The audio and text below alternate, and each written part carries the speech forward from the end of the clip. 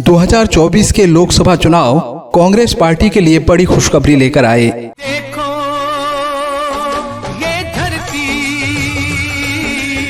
जैसलमेर बाड़मेर लोकसभा क्षेत्र में 10 वर्षों के बाद फिर कांग्रेस ने बड़े अंतर से जीत दर्ज की। इस चुनाव की सबसे बड़ी बात यह रही कि कांग्रेस के उम्मीदवार राम बेनीवाल ने इस बार बीजेपी को नहीं बल्कि निर्दलीय उम्मीदवार रविंद्र सिंह भाटी को 1,18,000 वोटों के बड़े अंतर से हराया। बीजेपी के कैलाश चौधरी तीसरे स्थान पर रहे।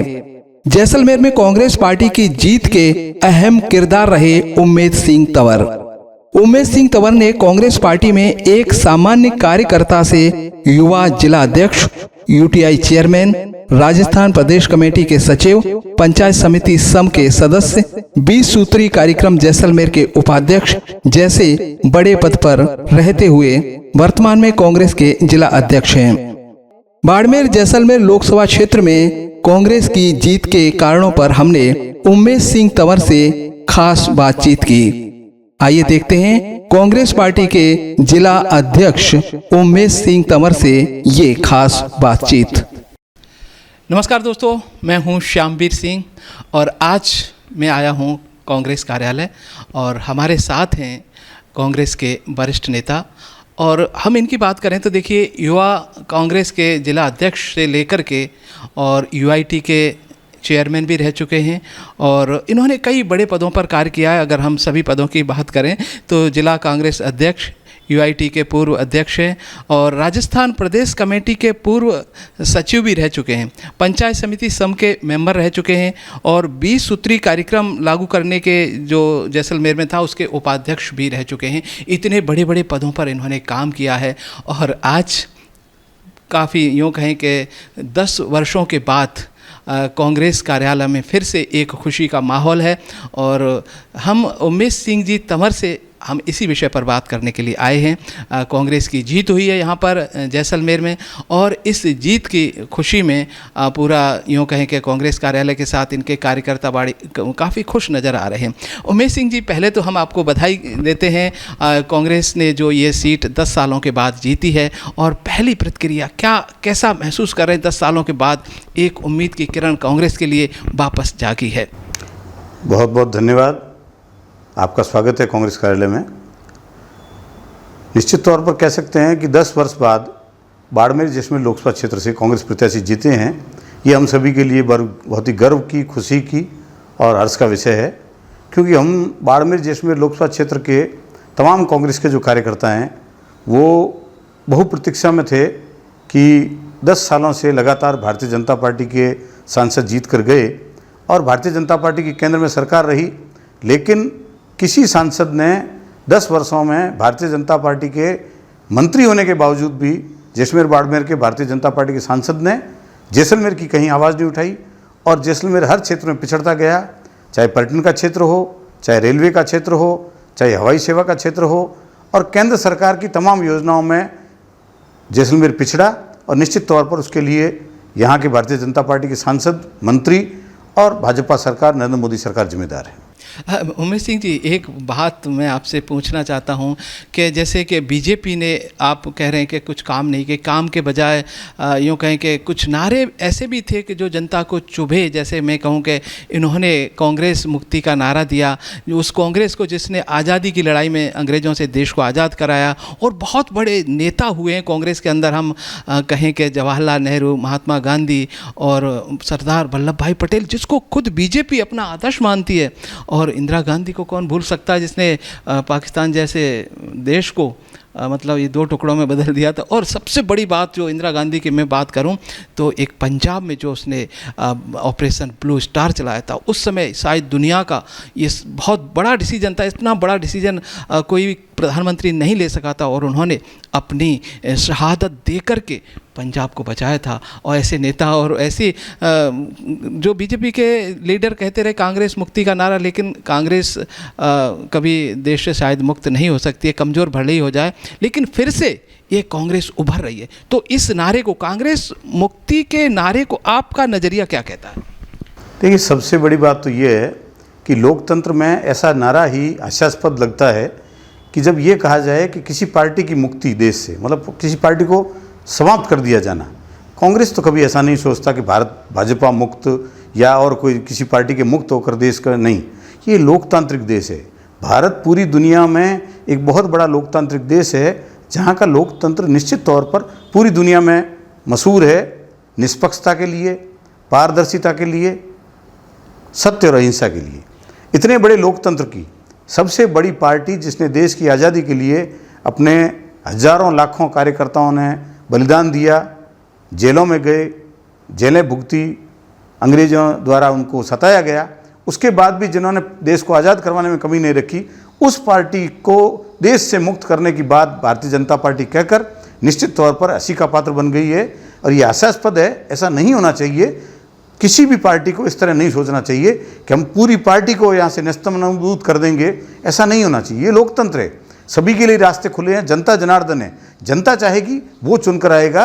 कभी भी ऐसा नारा नहीं दिया जाना चाहिए। निश्चित तौर पर कह सकते हैं कि इस बार भारत की जनता ने बता दिया कि इस तरह के जुमले जो भारतीय जनता पार्टी और नरेंद्र मोदी जी देते हैं, उनके विरुद्ध भारत की जनता ने भारतीय जनता पार्टी को जो 400 पार का नारा दे रहे थे, उनको बिल्कुल धरातल दिखा दिया और कई राज्यों में साफ कर दिया। और खासकर सबसे बड़ी बात, उत्तर प्रदेश जिस पर सबसे ज़्यादा इनको घमंड थी, वहाँ भारतीय जनता पार्टी का लगभग आधे से अधिक सफाया कर दिया कांग्रेस ने और समाजवादी पार्टी ने मिलकर, इंडिया गठबंधन ने मिलकर किया है।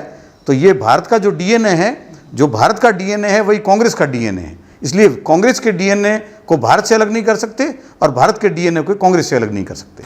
आपने जैसे उमेश सिंह जी कहा कि भारत का डीएनए और कांग्रेस का डीएनए जो आपने बात की है, अपने आप में बहुत बड़ी बात भी है और हम इसका शायद मान भी लें, क्योंकि भारत आज़ाद हुआ उससे पहले भी कांग्रेस थी, आज भी है और आगे भी रहेगी। लेकिन आज हम देखते हैं तो चुनाव का जो नतीजा आया है उसमें भाजपा का जो भी एक विचारधारा है, लेकिन वो जिस पार्टी के अंदर जो अपने उम्मीदवार लेके आए, उस हिसाब से अगर हम देखा जाए तो इंडिया जो गठबंधन बना हुआ है वो करीब करीब बराबर बैठ रहा है। तो हम कब उम्मीद करें या कौन सी ऐसी विचारधारा एक नई लानी पड़ेगी जिससे कि जिस तरह से भाजपा ने अपनी आज भी कह सकते हैं सत्ता में आने का एक उनके पास ऑप्शन खुला है, तो इस तरह से कांग्रेस अपने बूते पे कब आएगी? नहीं, कांग्रेस अपने बूते पर कई बार आई है। 1977 में कांग्रेस बुरी तरीके से हार गई थी। पूरे उत्तर भारत में सिर्फ एक नागौर की सीट कांग्रेस जीती थी, बल्कि पूरे उत्तर भारत में साफ हो गई थी, एक सीट आई थी। और जनता पार्टी का राज आया था जेपी मूवमेंट के बाद में। उस जनता पार्टी के राज के बाद भी लोगों को लगता था कांग्रेस खत्म हो जाएगी, लेकिन 1977 के बाद 1979 में इंदिरा गांधी जी आई, चिकमंगलूर से जीत कर आई और 1980 में वापस प्रचंड बहुमत के साथ कांग्रेस वापस आई। आपके तो पहले भी ऐसा हुआ है और आगे भी होता रहा है। आपको याद हो तो 1996 से लेकर 2004 तक भारतीय जनता पार्टी की सरकार थी और साइनिंग इंडिया का नारा दिया था अटल बिहारी वाजपेयी की सरकार ने, लेकिन तब भी 2004 में भी कांग्रेस आई, 2009 में भी कांग्रेस आई। नहीं, मैं आपकी बात से सहमत हूँ, लेकिन उस समय का जो विपक्ष था और आज का जो विपक्ष है, और उस समय जो कांग्रेस जिस तरह से हार जीत होती रहती है, लेकिन जिस तरह से वह वापिस खड़ी होती थी, इस बार उनको कितने बड़े एक छोटी छोटी पार्टियों को लेकर चलना, मैं उस आधार पे कह रहा था कि आने वाले भविष्य में कब तक। उमेश सिंह जी, सुरेश जी का सवाल ये है कि पहले अपने बल पर एकदम से खड़ी हो गई थी, इस बार तो एक संगठन है, INDI ये गठबंधन है, तो अपने बलबूते पर कांग्रेस कब खड़ी हो पाएगी? देखिए, उतार चढ़ाव जीवन के पहलू हैं और ये सभी पार्टियों के साथ होते हैं, ये कांग्रेस के साथ भी है। निश्चित तौर पर कांग्रेस के राज के बाद में ऐसी कुछ बातें रही, भारत की जनता ने कांग्रेस को नकारा, हम लोग सत्ता से बाहर हुए, लेकिन कांग्रेस के राष्ट्रीय नेताओं ने, प्रदेश के नेताओं ने, धरातल के नेताओं ने, जमीनी पकड़ वाले नेताओं ने इस पर विचार किया, चिंतन किया, मंथन किया। दूसरी ओर भारतीय जनता पार्टी ने जिस तरीके से सबसे पहली तो फूट डालो राज करो, अंग्रेजों की जो नीति थी फूट डालो राज करो, उस पर चलते हुए सभी पार्टियों को तोड़ा। दूसरा, उन्होंने असंवैधानिक कार्य ये किया कि जनता के द्वारा चुनी गई सरकारों को खरीद फरोख्त करके, तोड़ फोड़ करके सत्ता बदली, चाहे वो मध्य प्रदेश हो, चाहे वो और कोई राज्य हो। ये प्रयास उन्होंने राजस्थान में भी किया, लेकिन सफल नहीं हुए। तीसरी बात, निर्वाचित जनप्रतिनिधियों को दबाव में लेकर ईडी, CBI और इनकम टैक्स के माध्यम से सरकारी एजेंसियों का दुरुपयोग करके दबाव में लेकर पार्टी छुड़वाई या उन्हें अपनी पार्टी ज्वाइन कराई। वो वो कांग्रेस मुक्त भारत की कैसे बात करते हैं? भारतीय जनता पार्टी ने जो भी टिकटें दी है उनमें से आधी टिकटें तो वो लोग हैं जो कांग्रेस से गए, उनको टिकटें दी है, तो कांग्रेस मुक्त भारत कैसे हो सकता है?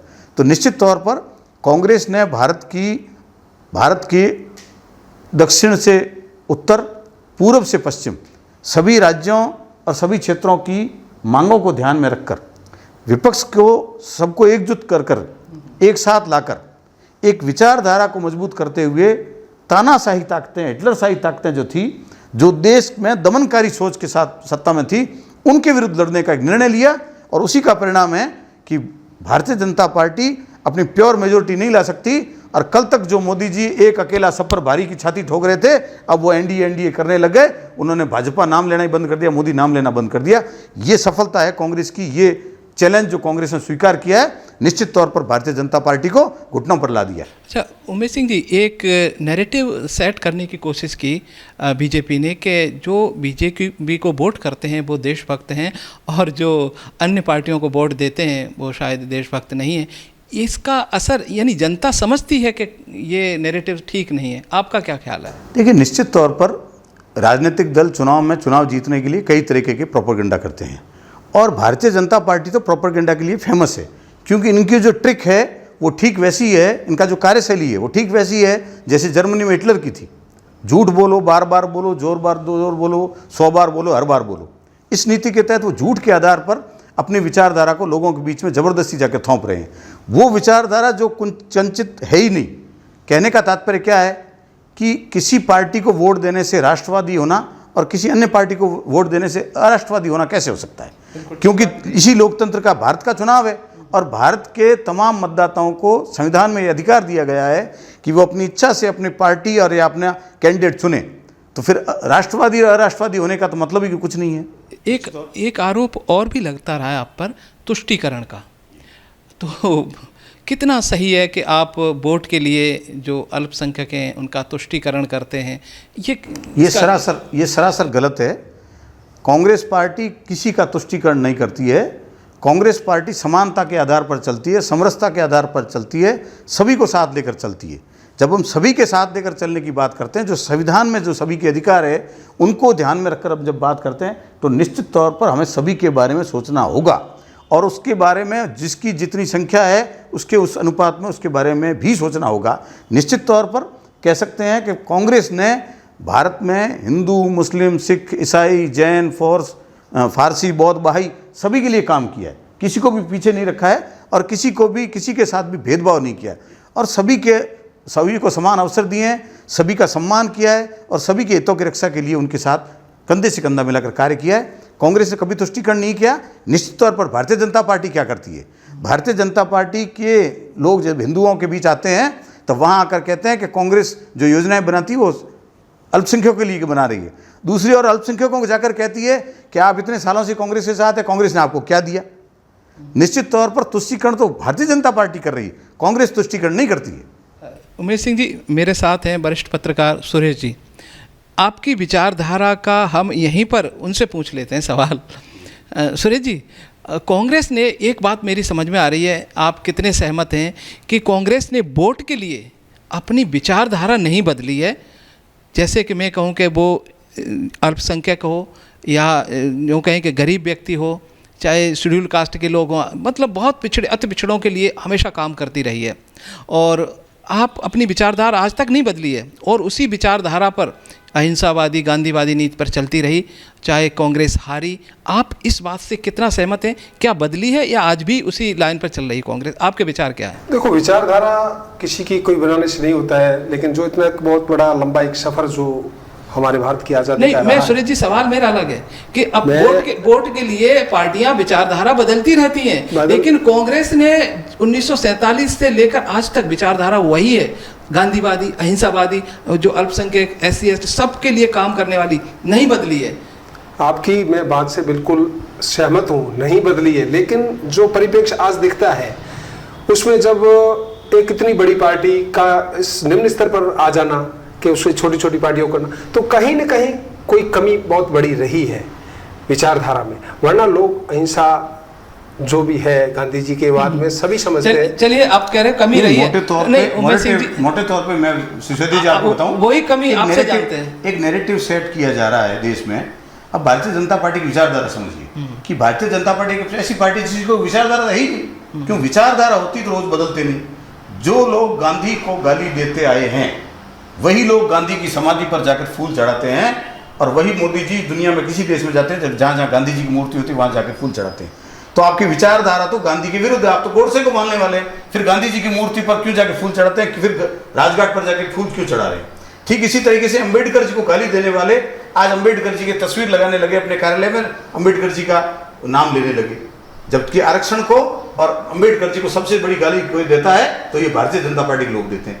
ठीक इसी तरीके से जिस समय गांधी जी की हत्या हुई और गांधी जी की हत्या के बाद जब सरदार पटेल ने आरएसएस को बैन किया, तब इन्हीं आरएसएस वालों ने सरदार पटेल को सबसे ज्यादा गाली दी थी। समझ में ये नहीं आता कि ये लोग, इनकी कोई विचारधारा है ही नहीं, इन्होंने पल पर अपनी विचारधारा बदली।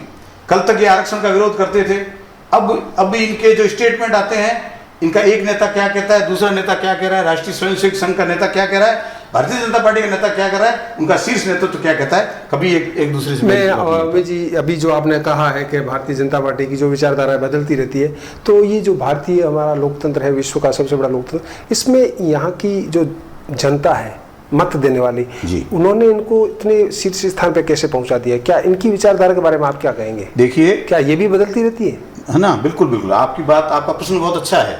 सच्चाई ये है कि जब से ये सोशल मीडिया आया है, सोशल मीडिया पर नई जो युवा पीढ़ी है उसको भ्रमित किया जा रहा है, दिग्भ्रमित किया जा रहा है सच्चाई से हटाकर। एक व्हाट्सएप यूनिवर्सिटी तैयार की गई जिस पे झूठ का एक बहुत बड़ा सिलेबस तैयार करके रोज इस पे डाला जाता है, जिस पर हमेशा ऐसी बातें कही जाती है जिसका तार्किक कुछ नहीं है, तर्क कुछ भी नहीं है, उसका सबूत कुछ नहीं है। जिस तरीके से बड़ा आश्चर्य होता है कि पंडित नेहरू जी को मुसलमान बता दिया जाता है। अरे यार, पंडित नेहरू जी का जन्म जहाँ हुआ इलाहाबाद में, उस इलाहाबाद में जहाँ जन्म हुआ है, उस आनंद भवन में उनके चित्र हैं बचपन के और जनेऊ डाले हुए, उनके नामकरण संस्कार के, जनेऊ संस्कार के। उसके बाद में उनकी शादी की तस्वीरें हैं, वो भी हिंदू रीति के अनुसार शादी हो रही है। और जब उनका निधन हुआ तो हिंदू सनातनी परंपरा के अनुसार उनका दाह संस्कार हुआ। उसके बाद भी कहते हैं कि ये तो मुस्लिम था। अब सोचकर देखिए मैं बात बताना चाहता हूं आपको कि कैसा झूठा नैरेटिव तैयार किया गया। इस तरीके से झूठ का एक नैरेटिव तैयार करके लोगों के बीच डाला गया। और नई युवा पीढ़ी जो है, जो पिछले 30 सालों में आगे आए हैं, उस 30 सालों के युवाओं को अध्ययन की आदत नहीं है, स्वाध्याय नहीं है, वो पढ़ते नहीं है, किसी से जानकारी नहीं लेते, वो सिर्फ और सिर्फ भरोसा कर रहे हैं सोशल मीडिया पर, जिस पर व्हाट्सएप यूनिवर्सिटी के माध्यम से एक झूठ फैलाया जा रहा है भारतीय जनता पार्टी द्वारा। और उसका परिणाम ये हो रहा है कि आम जन जो है वो गुमराह हो रहा है। उमेश सिंह जी, मैं यहाँ आपको रोकना चाहूँगा जी। आपने युवाओं की बात की कि युवा समझते नहीं हैं। उमेश सिंह जी, भारत का युवा बहुत समझदार है। मैं युवाओं के बीच जाता हूँ और सच में हम एक जो कम पढ़े लिखे युवाओं की बात नहीं कर रहा हूँ, जो वास्तव में पढ़े लिखे हैं, उन युवाओं की सोच, उसमें ना तो जाति है ना धर्म है, बहुत उच्च कोटि की है। उनके सामने अगर धर्म की बात करते हैं तो उनको बड़ा अजीब लगता है कि क्या धर्म, क्या बात कर रहे हो, आजकल ग्लोबल हो गया सब। तो मैं कहना चाह रहा हूँ, यदि ऐसा मैं ऐसा नहीं कह रहा हूँ कि सारे युवा एक तरफ है, ऐसा नहीं है, सारे युवा एक तरफ नहीं है, लेकिन एक बड़ा तबका जो जिनको कह दे कम पढ़े लिखे हैं या जो किसी फैक्ट चेक नहीं करते, नहीं, इसमें आप चेक नहीं करते ऐसे बोल सकते हो। नहीं उमेश सिंह जी, आप ये बात कह सकते हो कि युवा तो हमारे सब मतलब जानते हैं, लेकिन हमारे में शिक्षा की कमी आज भी है, इस कारण गुमराह हो जाता है। नहीं, निश्चित तौर पर अभी भी भारत जो एक ऐसा देश है दुनिया का जहाँ लिटरेसी रेट अब भी कम है। लिटरेसी रेट कम होने के कारण और जो युवा अधिक नहीं पढ़ पाते, बिल्कुल, जो स्वाध्याय नहीं करते, जो फैक्ट चेक नहीं करते, मैं उन युवाओं की बात कर रहा हूं। मैं ऐसा नहीं कह रहा कि देश का सारा युवा, देश का पढ़ा लिखा युवा तो इस बार वोट उन्होंने कांग्रेस को किया है, क्योंकि उन्होंने बेरोजगारी के मुद्दे पर, पेपर लीक के मुद्दे पर, उन्होंने महंगाई के मुद्दे पर और उन्होंने अराजकता के मुद्दे पर, सामाजिक भेदभाव के मुद्दे पर, धार्मिक असहिष्णुता के मुद्दे पर उन्होंने कांग्रेस को वोट किया, निश्चित तौर पर किया। चलिए सुरेश जी, मैं एक सवाल करना चाहूंगा जी कि कांग्रेस के खिलाफ बीजेपी हर बार परिवारवाद का एक बहुत बड़ा जुमला कह सकते हैं आप जी, या सोशल मीडिया के माध्यम से जो भी है वो उठा रही है। अगर हम जैसलमेर की बात करें तो जैसलमेर में भी अगर हम विधायक के चुनाव की बात करें या फिर हम जो सांसद की करें, उस समय देखा जाए तो बड़ी मोटे तौर पे देखा जाए तो पार्टी अपनी विचारधारा के एक बनाई हुई है जिसके अनुसार उन्हीं को टिकट देती है। तो जो नीचे का जो कार्यकर्ता है, जिसमें हम कह सकते हैं सामान्य जाति के या ओबीसी के या SC/ST के, जो छोटी 5,000 10,000 कौम में जो राजनीति में लंबे टाइम से जुड़े हैं, वो भी कभी ऐसा ख्याल रखे कि हम भी कभी इस बड़े स्तर पर आ सकते हैं? निश्चित तौर पर आप देखिए कि कांग्रेस में तमाम जो ग्रास रूट के कार्यकर्ता हैं उनको मौका मिलता है। अब मैं बताना चाहूँगा, अभी जो चुनाव के परिणाम आए लोकसभा के, हमारी पार्टी में उमेदवार राम जी अभी आए थे, उमेदवार राम जी को टिकट दिया गया। उमेदवार राम जी बड़े मार्जिन से जीते। मैं आपकी बात को बीच में कहूंगा, नहीं अभी बताना चाहूंगा, मैं आपकी बात को बीच में रुकूंगा। जो आपने कहा उमेदवार राम जी, नहीं मैं बताना चाह रहा हूं, बहुत बड़े वर्ग से आते हैं। नहीं मैं आगे बता रहा हूं, आपने जो सवाल किया मैं वही बता रहा हूं। हमारे जो गंगानगर सीट से विजय हुए कुलदीप जी इंदौरा, वो हमारे साथी यूथ कांग्रेस के प्रदेश अध्यक्ष भी रहे। वो बन के आए हैं, वो धानका कम्युनिटी से हैं, धानका कम्युनिटी के मुश्किल से 5,000 वोट हैं और वहां उनको टिकट दिया गया और वो जीत कर आए। निश्चित तौर पर कांग्रेस में तमाम लोगों को मौका मिलता है। अगर हम जैसलमेर की बात करें तो जैसलमेर में कांग्रेस ने लगातार कई वर्षों तक 11 बार कांग्रेस पार्टी की जैसलमेर की सीट जो है वो 11 बार राजपूत समाज को टिकट दी गई है, 2 बार ब्राह्मण समाज को, 3 बार ब्राह्मण समाज को दी गई है, 3 बार SC को दी गई है। इस तरीके से सभी जातियों वर्गों को मौका मिला है और आने वाले समय में आप देखेंगे कांग्रेस सभी वर्गों को साथ लेकर चलती है। जिस तरीके से पोकरण से साले मोहम्मद जी विधायक बनते हैं या विधायक का टिकट लेते हैं, रूपाराम जी यहाँ से बने हैं। आने वाले समय में आप देखेंगे नगर परिषद के चुनाव हो, चाहे जिला परिषद के चुनाव हो, चाहे पंचायत राज के चुनाव हो, उसमें भी सभी वर्गों को मौका दिया जाता है। हमारे यहाँ से प्रधान एक जाट है, एक राजपूत हैं, एक SC के हैं, एक और जाट है, तो चारों प्रधान अलग अलग जाति को मौका दिया गया है। निश्चित तौर पर कांग्रेस सभी वर्गों को साथ लेकर चलती है और आपका जो मर्म है मैं समझ गया कि कम वोट बैंक वाली जातियों के वो लोग जो कांग्रेस में संगठन में लगातार काम कर रहे हैं, आने वाले दिनों में उनको भी मौका मिलेगा, निश्चित तौर पर मिलेगा।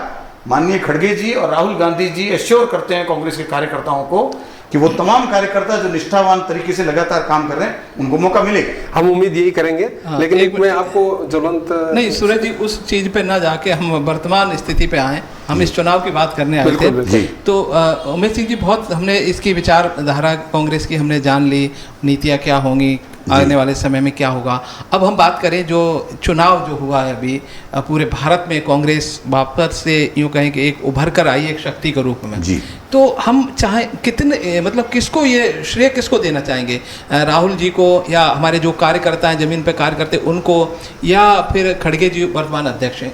देखिए, कांग्रेस ने गठबंधन तैयार किया, इंडिया गठबंधन जब तैयार किया तो समान विचारधारा के सभी लोगों को, सभी पार्टियों को साथ लिया और उन समान विचारधारा के सभी पार्टियों के लोगों को साथ लेकर जब चुनाव लड़ा तो निश्चित तौर पर इसका श्रेय इंडिया गठबंधन को जाता है, इसका श्रेय हमारे राष्ट्रीय अध्यक्ष माननीय मल्लिकार्जुन खड़गे साहब को जाता है, राहुल गांधी जी और प्रियंका गांधी जी को जाता है जिन्होंने पूरे चुनाव में पूरी शक्ति लगाकर काम किया, और तमाम जो गठबंधन के अन्य पार्टियों के नेता है उनको भी जाता है, प्रदेश के नेताओं के भी जाता है, और छोटे से छोटा कार्यकर्ता जो बूथ का एजेंट बनकर बैठता है उससे लेकर वो कांग्रेस का कार्यकर्ता जो घर घर तक गया है, जिन्होंने प्रयास किया है, वोट मांगे, मेहनत की है, कांग्रेस के तमाम निष्ठावान कार्यकर्ताओं को इसका क्रेडिट जाता है कि उनकी वजह से कांग्रेस का ग्राफ ऊपर आया और कांग्रेस आज इस स्थिति में आई कि इंडिया गठबंधन के साथ भारतीय जनता पार्टी और एनडीए को चुनौती दे सकती है कि सत्ता में हम भी भागीदार हैं, हम भी बराबर के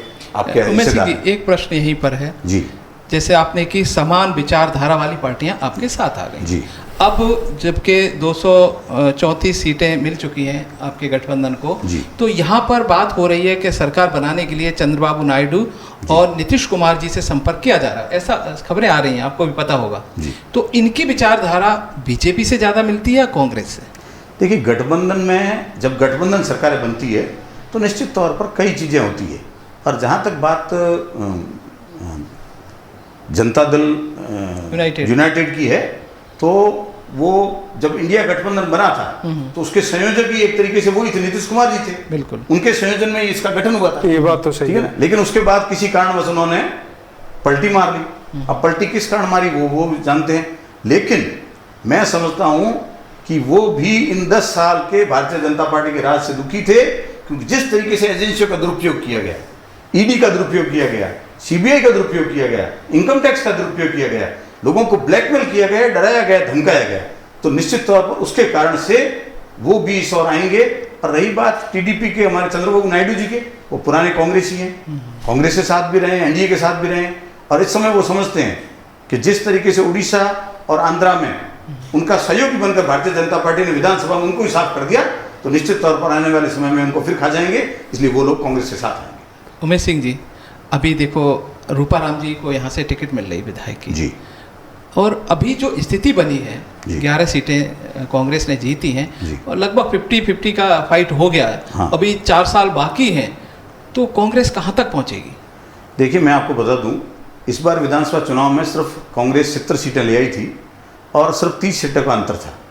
कह सकते हैं कि थोड़ा सा मैनेजमेंट की कमी, थोड़ा सा कार्यकर्ताओं का प्रयासों में कमी, और कहीं ना कहीं नेताओं के आपसी खींचतान की वजह से हम लोग नहीं पार पड़ पाए।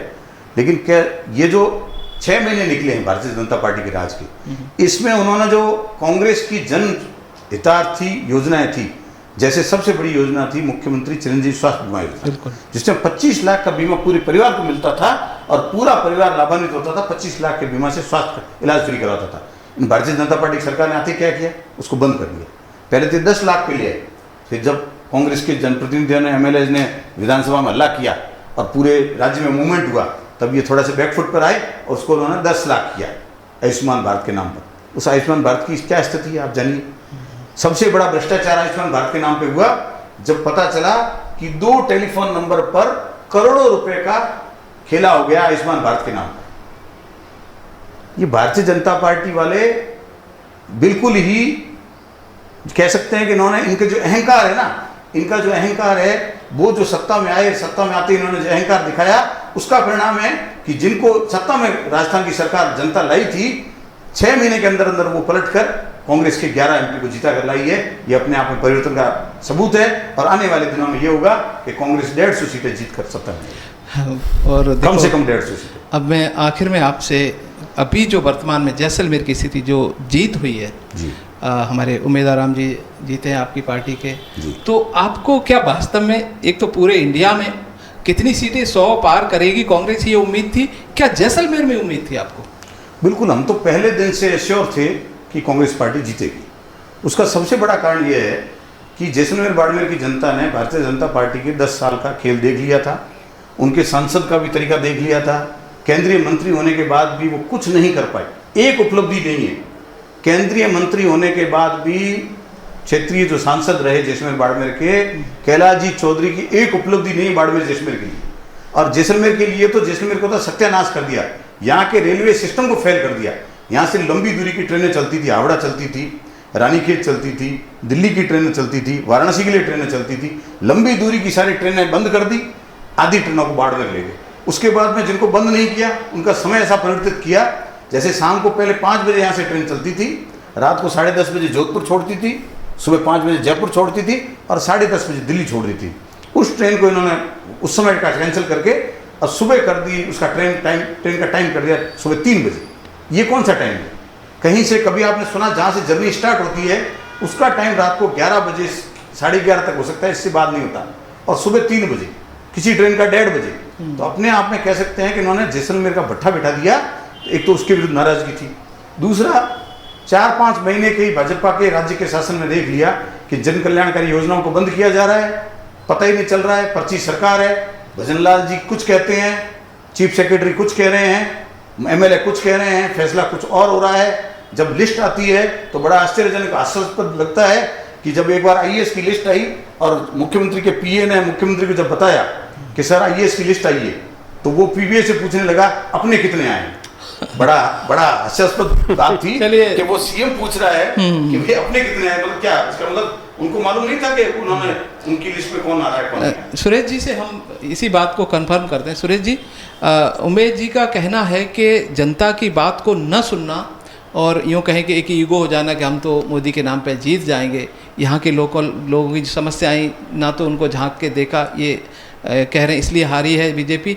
और आपका फैक्टर क्या कहता है, क्या कहीं ना कहीं यहाँ पर जो रविंद्र सिंह भाटी एक फैक्टर थे कांग्रेस के जीतने का? रविंद्र सिंह भाटी तो फैक्टर रहा ही है। वो कह सकते हैं कि जहाँ तक जो पब्लिक में है और हम देखते भी है कि वो कई बार कह रहे थे मैं बीजेपी में जा रहा हूँ, फिर नहीं जा रहा हूँ, फिर जा रहा हूँ, उसके बाद फिर खड़े होंगे, और ये फैक्टर तो काम किया ही है।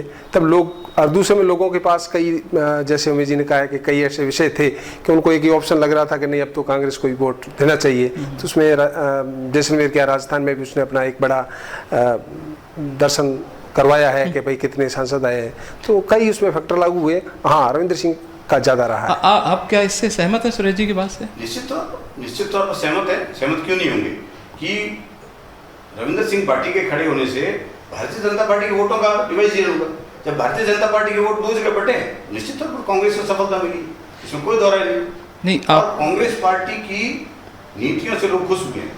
ये अहंकार है, ये हार भी है अहंकार की, मोदी जी के अहंकार की, मोदी जी की तानाशाही की, केंद्रीय एजेंसियों का, संवैधानिक एजेंसियों का दुरुपयोग करने की और झूठ बोलने की जुमलों की, ये हार है। चलिए उमेश सिंह जी, आपको पुनः हम बधाई देते हैं और आपने हमारे लिए ये समय दिया और अपनी बात रखी, और ऐसे ही कांग्रेस को हम तो आपको बधाई देते हैं कि आने वाले समय में आप भी एक बड़े जो हमारे जैसलमेर की सेवा करने के लिए तत्पर रहेंगे और आप कांग्रेस पार्टी के माध्यम से जरूर जैसलमेर के लोगों की सेवा करेंगे। धन्यवाद, आप पधारे, इसके लिए आपका स्वागत, धन्यवाद, आभार। और निश्चित तौर पर कह सकते हैं कि भारतीय जनता पार्टी इसकी हार हुई है और कांग्रेस पार्टी विजयी हुई है। यहाँ के प्रत्याशी उमेदवार राम जी बेनीवाल 1,18,000 से अधिक मतों से विजयी हुए हैं। उमेदवार राम जी एक सरल और सादगीपूर्ण व्यक्ति हैं, बहुत अच्छे व्यक्ति हैं। वो जैसलमेर बाड़मेर का समुचित विकास करेंगे आने वाले 5 सालों में और केंद्र में अपनी बात ठोक कर रखेंगे और लोगों से अपनी बात मनवाएंगे। हम उम्मीद करते हैं, जैसे उमेश जी ने कहा है कि आगे जो बड़े स्तर पर जो बैठे हैं, उन्होंने एक कहा है कि जो कांग्रेस का छोटे से छोटा कार्यकर्ता है उस पर भी नज़र रखेंगे। तो हम तो उमेश जी के लिए यही प्रार्थना करेंगे आने वाले समय में जैसलमेर के कुछ न कुछ बड़ी जरूर सेवा करेंगे उमेश। धन्यवाद। मैं पिछले 30 सालों से सतत जनता की सेवा में ही हूँ और निस्वार्थ भाव से सेवा करते हैं। निस्वार्थ भाव से सेवा कर रहा हूँ और मैंने कभी कोई डिमांड नहीं की है और पूरी जैसलमेर बाड़मेर की नहीं, राजस्थान की जनता मुझे जानती है।